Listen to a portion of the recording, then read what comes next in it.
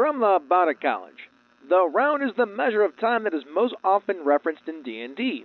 In original D&D, AD&D First Edition, and AD&D Second Edition, a round was 1 minute long. However, AD&D Second Edition makes the point of saying rounds are abstract, kind of like hit points, and not an absolute measurement of time. Basic D&D, throughout all versions of the basic set and up to the Rules Cyclopedia, has 10-second rounds, but also mentions that combat that takes less than 1 turn, which is 10 minutes, should be considered to take 1 turn, which is 10 minutes. This is because we need to know when your torches burn out. In D&D 3rd, 4th, and 5th edition, we have 6-second rounds. This is most likely because that means 10 rounds equates to 1 minute. Besides, who uses torches anymore anyway? We all have darkvision or light spells. I mean, there's magic everywhere in this world. And now we present to you Thac0 with Advantage. Welcome to Thac0 with Advantage. We're two friends that have been playing D&D a long time. But we both love lots of other RPGs. D&D is what we spend most of our segments on. Hi, I'm Ange. I've been gaming for over 35 years. In 2014, I started writing for Gnome Stew, and I've been running the Gnomecast, the Stew's podcast, since 2017. And in 2021, they made me head gnome, so I'm kind of in charge of the whole thing, but let's not look at that too closely. I'm Jared, the review gnome at Gnome Stew, and I've been gaming since roughly 1985. In addition to writing reviews at Gnome Stew, I've got my own site, whatdoiknowjr.com, where I write additional reviews and opinion pieces on a variety of RPGs. After we look at the games we're running in the campaign journal, we'll be talking about seasons and calendars in our games and why we keep track of such things. Also, how they can enhance your games. Then we'll have some recommendations of D&D related content for you to check out in our downtime research segment. Let me just finish up this campaign journal. Hey, I've gotten to play! Yay! So Jared's going to talk about his game that I played in, but I also played my other two D&D games that have been ongoing. The Undermountain / not Undermountain anymore game was, well, we got together. It had been 6 weeks since we played, so we did talk about where we were and what we were going to be doing next, and we kind of did some maintenance stuff. I don't want to call it shopping, but we did some prep and inventory cleanup and stuff like that. We really didn't play. Mm-hmm. The GM has been dealing with a pretty complicated move, and not only did he have to move households, he found out that they still needed to do some work in the office where he was setting everything up, because a man allergic to cats cannot exactly work in a carpeted room that was the home of many cats. Yikes. He was working on getting the office set up and pretty much had his desk set up and all the equipment plugged in, and he's like, why can't I breathe? And then they realized that the room he was using in his office was pretty much the room where they had like the cat boxes, the cat scratchers. It was the weight room and the cat room. They needed to pull out the carpet and, do some other stuff in there before he can actually get set up. Yeah. My other game, the Night's Dark Terror game, was actually a really great session. We made our way into the ruins of Thac0, and we worked our way through the ruins into the tower and found the big bad, a masked wizard named Gothar. We had a really great fight with him, and we did take him out before he could escape, before he could become a recurring villain. We could have actually ended this phase of the campaign there, because we are planning on wrapping up and moving back into the City of Cowls campaign, but we decided to play one more session where we basically go get to rescue some of the farmers that were kidnapped before they're sold off to slavers or anything like that. Basically, we had a player missing in the last session, and while she wouldn't have been that upset if we just ended it there, we decided we wanted to play one more time with everyone together, and then the next time we play after that will be the start of the City of Cowls campaign. So this time around, we got to play our Midgard game last week, which is great. Yes. Our Midgard crew went back to Mother Heartstopper's lair because the Night Hag had another victim beyond Kazina's sister. So the crew ran into the surviving Void-Blessed Ogre that had not died in their last encounter. This time around, it felt a little bit more challenging than the first time around. I think you guys just really got the drop on him last time. And this time, it slapped your Dragonborn fighter real hard with its tentacle. Yeah. We got really lucky in that previous fight with the two of them, and we had some. I mean, it wasn't. I wouldn't say that it was necessarily hard because we took him out in like 2 or 3 rounds. Yeah. It wasn't like the whole party was in danger, but it was like when it was concentrating on your fighter, it was really wearing down the fighter's hit points. Yeah, I think he took Marin down to, what, 5 hit points? Yeah. Which was concerning to him because... That doesn't happen. So eventually the PCs found a section of the cave that was warping and twisting, like it was hard to perceive properly, and they found the creature that was guarding the other victim of the night hag, and it was all mouth and fangs and spiky tentacles, and that was a Bahalna? I'm not sure if I'm pronouncing that correctly. We never got a name for it. It was just the creepy thing on the ceiling. It's a creature that's native to the Plane of Shadows, and it's also a thing that has some of the weirdest mechanics in D&D for a monster. This is an actual one from the monster manual. This isn't like a third-party thing that's weird. This is like homegrown WotC weird. It can turn invisible, and it can teleport, which I get because it's tied into the Plane of Shadows, but it can only turn invisible and teleport using legendary actions. It literally can't just do it. It's got to be in combat and react, taking a turn after someone else goes in order to do those things. And I mean, it made for a nice dynamic fight. I kind of surprised some party members when they didn't realize it could just appear in part of the cave and start slapping and chewing on them. I also got to see the Cyanite's mobility when it tried to retreat by teleporting, and he basically just ran and then did a Jedi jump to clear the distance and then smacked it to finish it off. In the Night Hag's actual lair, they ran into a Shadow Beast, which is a fey creature with some more ties to the Plane of Shadows, but it took off as soon as it was bloodied. We had kind of a fun argument where it was like, your boss is dead, you don't have to do this. And, as soon as it was bloodied, it was like, yeah, you're right, but it never made it to the door or the wall that it was going to phase through. I mean, we gave him the chance. We told him, look, dude, we took out your boss. You should just go. But nope, he couldn't. He didn't. He tried to run once he was bloodied. It just didn't do him much good. The PCs found some pretty heavy-hitting magic items, but they were a little bit too ominous for the party. So they destroyed the pulsing purple shard and the cauldron of blood. Oddly enough, no one wanted to attune to those. They did also find a ridiculously superpowered suit of armor, which our cleric is probably going to be wearing. I believe he's already attuned to it, so... Yeah, we're going to see how big a hole your DM dug for himself by handing that out as treasure. We ended the session outside the Temple of Hecate with our Dragonborn fighter calling out the Broken Queen, which is a royal chimera that the PCs were sent to kill. And it turns out that Kazina snuck in and kind of spied on what was going on in the temple and realized that the priestesses weren't overly loyal to the Broken Queen.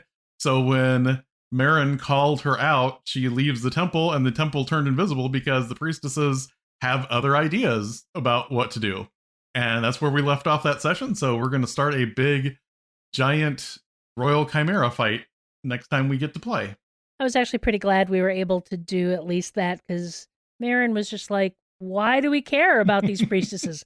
Let's just hit them with a fireball. And it's like, oh, for the love of God, can we please just stop killing anything because you think it's evil? It's really interesting because Hecate in Midgard, she has the 3 faces, the maiden, the mother, and the crone. And each one actually has a different alignment. So if she is in the full moon crone phase, she's actually a benevolent deity. It's the other 2 you have to, worry about because one is chaotic and one is evil. Yeah. You and I have talked about this a bit, and like Kazina is a tiefling. Mm-hmm. She is somebody who is perceived as inherently evil by many people in the world. The way Marin talks, she's like, you could be saying that about me. Why do I get a pass? And he's like, oh, it's not the same. And it's like, yeah, I think it's really interesting because, yeah, his character really thinks of you as like, you don't count because I know you're my friend. Yeah. It's kind of interesting. And I have ideas on where we're going next. And I don't know how this is going to work. Welcome to the Dungeon Master's Workshop.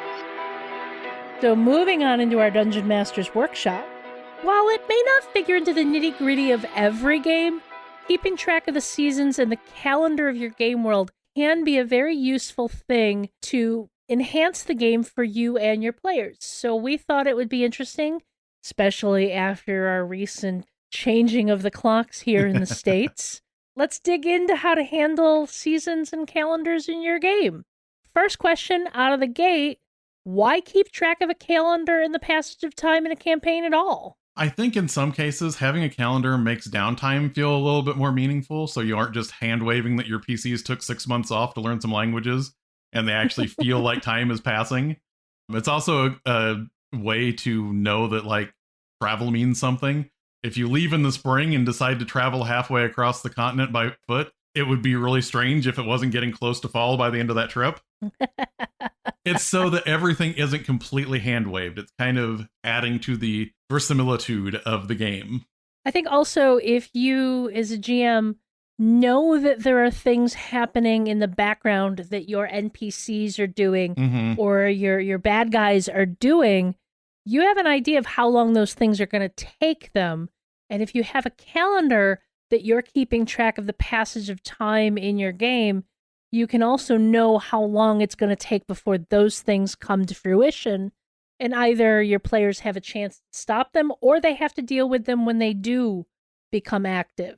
It's probably not something that's necessary to dig into in a campaign that's meant to be relatively short, but anything that's going to cover multiple levels for your characters, you should probably be keeping track of how long it's been, just so you know how these things are going. Yeah, and you make a really good point there when you're talking about tracking what villains are doing, because, you know, if you have a calendar, like an actual calendar you're keeping track of your campaign in, you can put like notes, kind of like you would on your Google Calendar, saying, if they haven't dealt with this by this time, this happens. Yeah. And, you know, then you know that things are changing in the campaign world based on what the PCs prioritize. And speaking of the verisimilitude of a game, if time is passing and your characters are in an area where the climate has seasons, it really helps to be able to mention what's happening with the weather, because that can really add a bit of punch and flavor to your scenes and your encounters. There's a real big difference between having a fight in the middle of a snowstorm versus on a beautiful sunny summer day, or in the middle of a torrential rainstorm, or, you know, like whatever's going on. If you know what season they're supposed to be in, you know, that can really make things interesting. It's been interesting for me too, running this current campaign, because the Dragon Empire, at least where you're at, is more of a Mediterranean climate.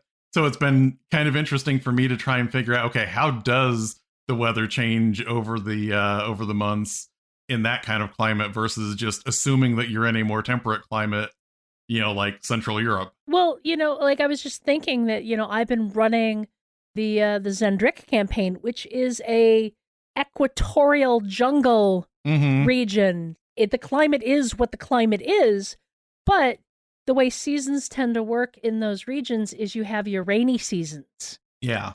The temperature and the length of the day may stay about the same, but, oh, hey, it's the rainy season. That's going to make travel more difficult. That's going to, you know, impact these other things. It's going to make, like any boat travel much more complicated. You also kind of hit on a very interesting point there, because if you go the opposite direction and you're having your players in places that are Arctic or subarctic, like, say, Icewind Dale, there's parts of the year when it's going to be night for a long period of time, which can be very interesting for adventures. I have a friend who was up in the higher latitudes of Sweden. You know, she was there during the late fall, and I think the day was about 4 hours long. You know, it was like getting to the point where, like, you know, it's dark. Oh, hey, there's a little bit of light, and that's it. It's like, that's something that can really add, especially if you're trying to play a game in an extreme climate like that, extreme region like that you play with those type of things. You don't get the same amount of daylight in, a northern, I should say northern, and it doesn't matter if you're northern or southern pole. It's like, if you are at those latitudes. Yeah, to borrow from one of my favorite horror comics or movies, 30 Days of Night, if you're counting on the sun coming up to take out those vampires, it may not in an Arctic climate. This is going to veer off a little bit from D&D, but I've always wondered if anyone has ever done an Anchorage by Night vampire game, because that would be interesting. Yeah. In addition to the seasons and just a calendar in general, how important are building holidays and festivals into the calendar of whatever setting you're playing in? So I think for narrative purposes, holidays and festivals are almost like your paragraph breaks in your calendar, so everything doesn't just run together. It's kind of fine to say, to break things up into seasons, but sometimes you want there to be kind of like these flags planted in certain points of the year where things are progressing, and that's the thing that's going to come up over and over again. I think leaning into verisimilitude, I don't think there's a society out there that doesn't celebrate holidays of some kind. Oh, yeah. Almost every culture has some sort of winter celebration. Mm-hmm. You want to build these things into the settings that you're playing in. Yeah, and that can be like a touchstone. Yeah, if you're building a calendar out of nothing and not using an existing one for a setting, looking for those things that are very common, like, the people celebrating on solstices, those are the things to look at so that it feels more universal. You understand this may not be Earth, but this is a place that is similar to Earth, so they may have certain things in common, even if they're not identical. Dragonlance mentions that there is a Yule celebration at the beginning of winter. They even have a white-robed wizard that teleports around giving presents to good children. But I mean, on a deeper level, your holidays and festivals will tell you what's important in the setting. And for narrative purposes, you can underscore things by tying them to a holiday. For example, in the Forgotten Realms, you have Shield Meet, which is a leap year holiday that only shows up every 4 years on the calendar. And that holiday is traditionally used for signing new contracts, making new treaties, forging new alliances, and having tournaments. So if you're going to have something where like a treaty or a tournament or something is going to be important to the adventure, knowing that there's a holiday where that's a theme is going to really underscore what you want to do with that. And I just think in general, having the opportunity to have a session set during a holiday or a festival or something can add a little bit of fun and life to your game. There's all sorts of intrigue or just fun shenanigans that can happen during a festival or a holiday for a game. I actually kind of love doing the, okay, what did my character get your character as a gift type of thing. I've done that several times with various characters and been like, this is what my character gave this person. And this is, it's in the grand scheme of thing, it's not a huge factor, but it is a character defining thing that can be fun to lean into on occasion. And that's actually an interesting thing too, because we are thinking of big picture calendar items, but there are individual character things that you can put on a calendar when you're building it out for a campaign. Like, when are your characters' birthdays? Mm-hmm. Do they have like an anniversary with a specific loved one that you can put on the calendar that comes up at a certain time? There's actually some interesting character specific things that you can put on a calendar that have meaning too. I know in the City of Cowls campaign, the campaign itself has not taken a great amount of time. I think since we started at 2nd level to where we are now at 11th level is maybe been 6 months. Yeah. It's really been a fairly compressed amount of time. But in one of the between stages where we basically like paused the campaign and then picked it back up again, there was a week's passage, and I happened to ask the GM, any holidays? And he's like, yeah, there's this one, which is a such and such a gift giving holiday. And I'm like, okay, Dove got gifts for everyone. Mm-hmm. And everyone was kind of like, but I didn't get you anything. And it's like, that doesn't matter. I got you this gift. Mm-hmm. So we've covered this a little bit already, but what does tracking the seasons give you for your campaign? So on one hand, I talked about if you already have an adventure in mind, you can look for a holiday that you tie to the adventure. But that can work the other way too. You can look at what holidays exist, and those can be adventure hooks for you. Mm-hmm. There is a specific point in the calendar, in the Midgard calendar, in that setting, that it's called mustering. And that is the season when all of the armies get ready to go move out to fight any wars that they're going to be fighting, and mercenary companies get hired. And if you see that come up on the calendar, you're like, I could do an adventure that centers around mercenary. It's one of those things that, reminds you, it gives you some extra prompts beyond whatever other adventure hooks that you might already have in your head. And it also lets you track time with a degree of granularity. So it will remind you of things like, oh, it's a full moon. We could have lycanthrope encounters, which is nice because then you're not going, hey, is there a full moon? And you go, sure. And then the next time your players ask, is there a full moon? And you go, sure. But it's only been a week. Crap. The Crap. moon moves really fast around here. I think we covered most of what I would say about tracking seasons. It's a seasoning, for your game, because it helps add to the flavor of what you're presenting in the game world. It helps ground your players in it even more when they understand what season it is, what type of climate they're dealing with, all of these things. And I think what's really interesting is I remember this coming up more when I was younger in D&D, but I think people are so used to the idea of like using magic to travel around or, being able to adventure nearby. But there's a point in time when you're kind of assumed that it's winter. You're not doing anything else. You're going to take the winter off of adventuring or fighting or traveling across the continent to find a new dungeon. I'm sitting here and it's getting dark at like 5 o'clock and I don't want to go anywhere. Why does my species not hibernate? This is what I want to know. If I lived in a world where I could not work during the winter and I could, live through the winter and get ready for going back to work in the spring, I totally would take the winter off. I want a good book, a warm blanket, and a nice fire, okay? Why does society need to continue? Let's just lean into hey, this is a climate where the weather gets cold in the winter. Let's all just chill for a few months. So, leaning back specifically into D&D as an intellectual property, there are some very specific calendars with the various D&D settings. Which ones are you most familiar with? The calendar of Harptos is probably, even if you don't think you've seen it, if you've looked through a 5th edition product, you may have seen the calendar of Harptos because that's the one that they use as an example. That's the calendar that the Forgotten Realms uses. Mm-hmm. It is really interesting because despite being like the most commonly referenced D&D calendar, it is not based on the way calendars work in the real, in our world. The weeks are 10 days long.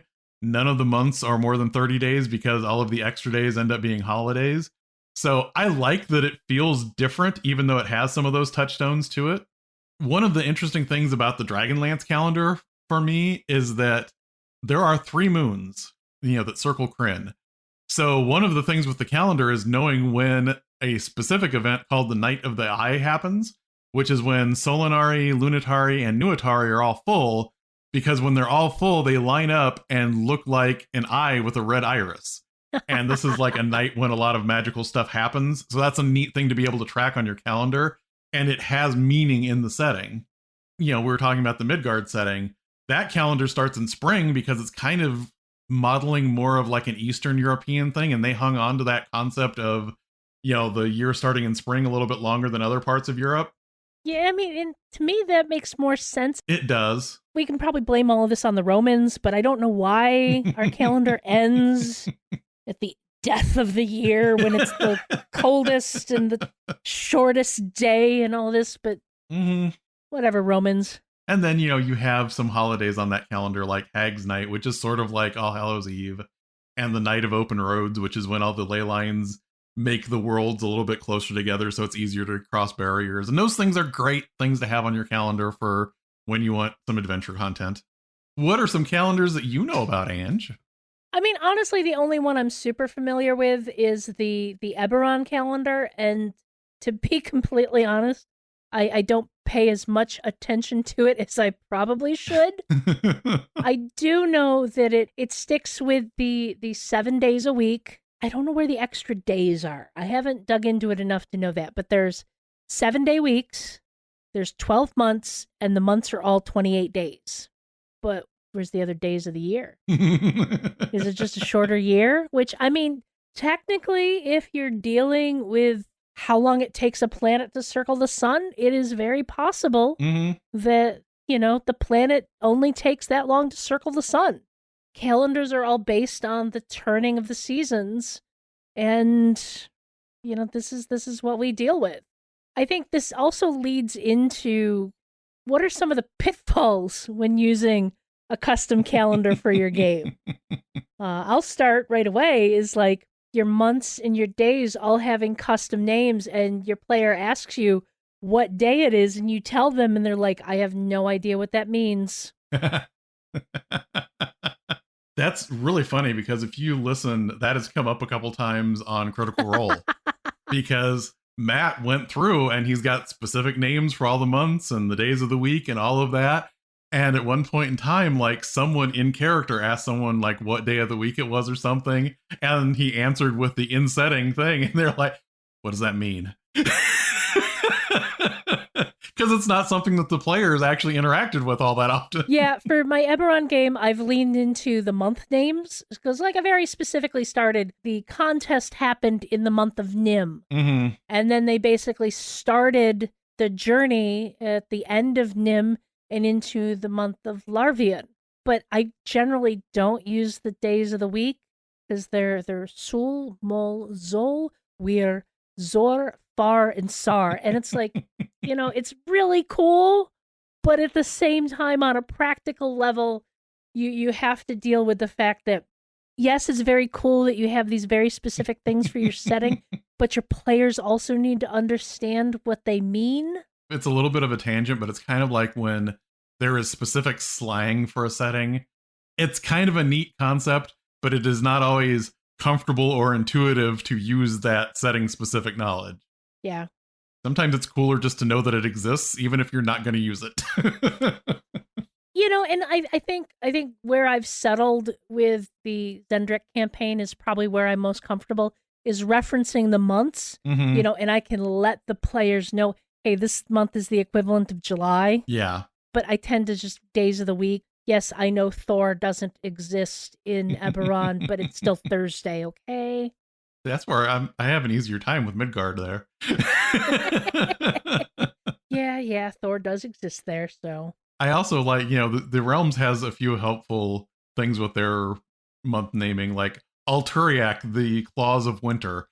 That one kind of gets across, what time of year this is taking place in. Green grass. That's a pretty good, indication. That's a spring month there. Let's talk about some published adventures where the calendar or the seasons has played an important role. So one that jumps to mind immediately is the original series of Dragonlance adventures. Obviously, from the novels, even if you've never looked at the adventures, the novels went from Dragons of Autumn Twilight to Dragons of Winter Night to Dragons of Spring Dawning. Well, the adventures basically followed that same pattern, except that there was like four adventures for each season. And basically, what was happening, like as it moved from fall into winter, for example, if you had refugees that you rescued from Pax Tharkus, you had to figure out some place for those refugees to take shelter for the winter. That was actually an important part of the adventure, and that's part of why you end up going to the dwarves of Thorbarden and trying to convince them, hey, if we do a thing for you, will you let some of these refugees stay here so that they don't freeze to death? So, I mean, that was an interesting way that they kind of incorporated that. And it's also kind of an interesting, like, thematic thing because the big resolution happens in spring. So it is kind of like this rebirth of what Krynn was like previous to the cataclysm that is coinciding with spring. My biggest experience with this is with the Dragon Heist adventure. It's presented to you that you can choose who your big bad is for the entire adventure. And depending upon who you choose, it changes what season the game is supposed to take place in. And so like if you choose, I don't remember specifically offhand, but like You choose one, that's supposed to happen over the course of spring. You choose a different one, this is supposed to be summer. And I thought it was interesting because it very specifically talks about the way Waterdeep functions during the seasons. Mhm. Because, as we mentioned, this whole why don't we hibernate thing, Waterdeep, according to the literature, shuts down during winter. Yeah. Most people, they stock up on their supplies, they stay home, they don't really go out unless they have to. The city streets are generally pretty quiet. There's not a whole lot going on. There's not really any commerce coming into the city, either from the overland trade routes or through the docks. It's just very quiet and low key. I thought that was pretty interesting on how that's set up. Yeah, and another thing that's kind of interesting about that is that part of how Lord Neverember ends up in Neverwinter is that a lot of the nobles and people with money in Waterdeep will leave in the fall for Neverwinter because Neverwinter does not get cold in the winter. So that's like their winter vacation spot. Neverwinter has that handy dandy, quite dangerous volcano. Hey, as long as it doesn't erupt, it's great. That's why it's called Neverwinter. Exactly. That's one of those things where, like, I played the video games for a while, and then all of a sudden, like, years later, I was like, oh, that's why it's called Neverwinter. Mm-hmm. So, yeah.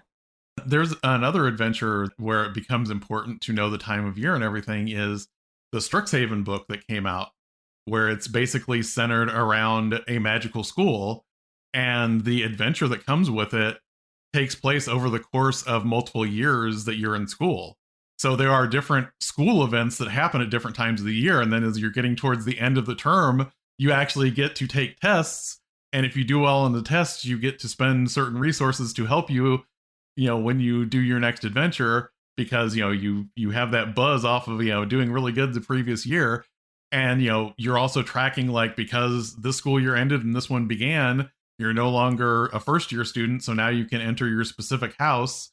So all of that stuff is built into that campaign in the Strixhaven book. What about the I can't think of the name of them right now, the giant adventure? Does that deal with seasons, or is it just because it's all up north that it's all supposed to be cold and wintry? Storm King's Thunder doesn't really address seasons a whole lot. There is an interesting adventure in D&D that deals with seasons but doesn't, which is Rime of the Frost Maiden. Because of Arl being exiled to that region of Faerun, it has been winter there for like 2 years. So, I mean, it's an interesting kind of reverse way of utilizing the importance of the passage of seasons. Have you dealt with, in any of your non-specific, like pre-written campaigns, have you done anything with seasons?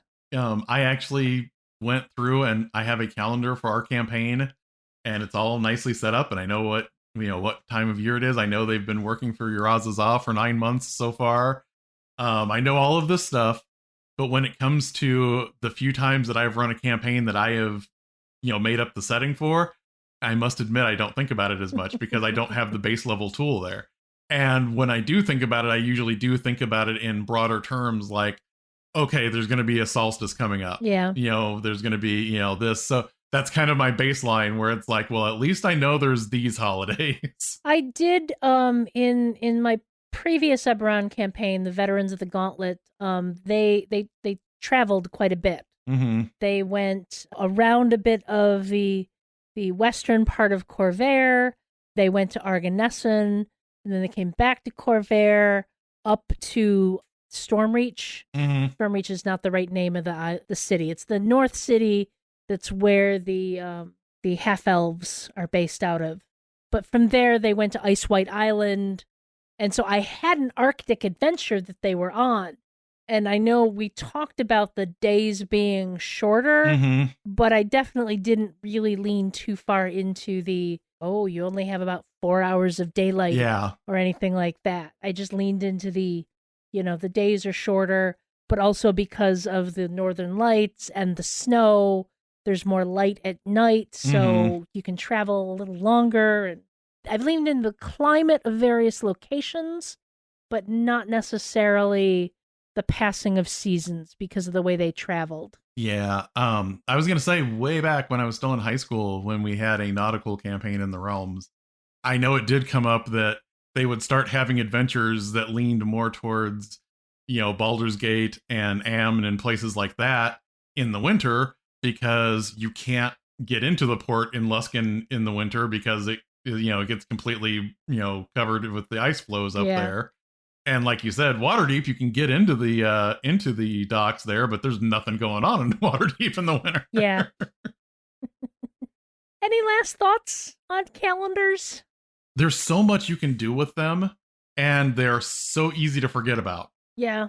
I think it's really, they can add a whole lot to a campaign if you remember. Like, even just having this discussion, I'm starting to think I should get all of your birthdays in the Midgard campaign, just so that I know when those are, because that would be another thing to be nice to have on that calendar.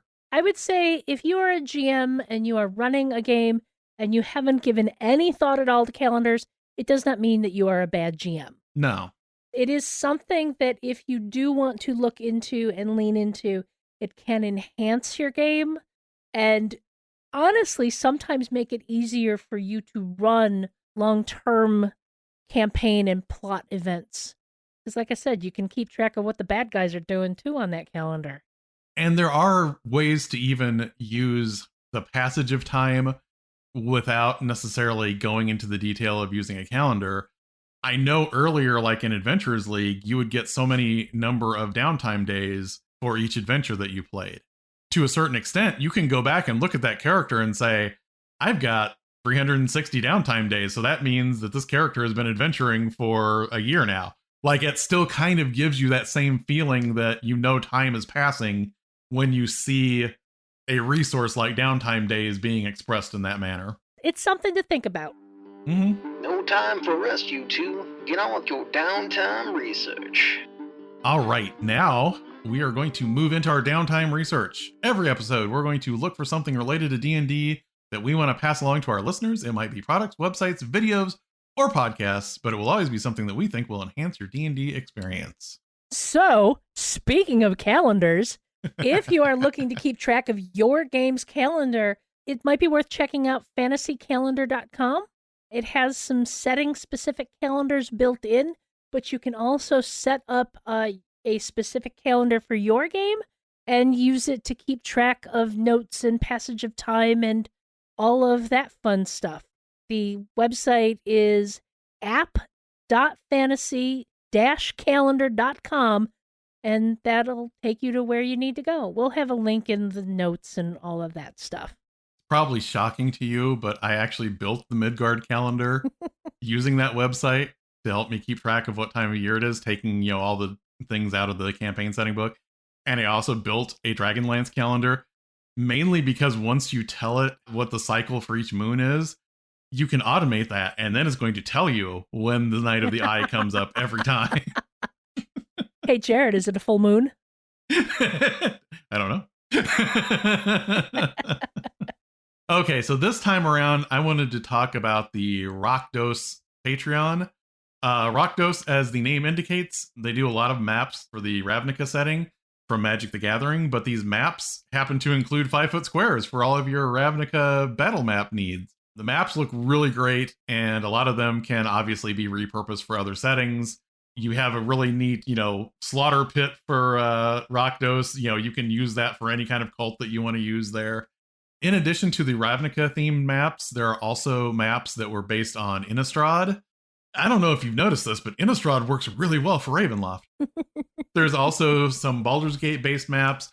And another neat one that I found on there is they have the arena from Neverwinter in the D&D movie, and they have the version of it where the arena is clear, and they have the version of it where all of the blocks start coming up and making the maze. That's awesome! It is. So we will have a link to that Patreon in our show notes as well. We're happily part of the Misdirected Mark Productions Network, so we want to give a shout out to another MMP show. If you're enjoying us, consider checking out. I would just like to say before I read this one, and just particularly cruel making me read this one again after I just read it for the Gnomecast. Hey, I grabbed the shortened version that Chris put together, so. Misdirected Mark plays. Phil, Chris, Bob, and Jerry play and discuss a campaign they've created and are playing. Now, instead of just hearing them talk, you can actually hear what they do at the table. It's come full circle in their exploratory play series, MM Plays, not MMP Plays. We've used up all of our resources, so I think it's time for a long rest. I hope this adventure was rewarding for you, and we hope you'll go exploring with us when we start our next adventure.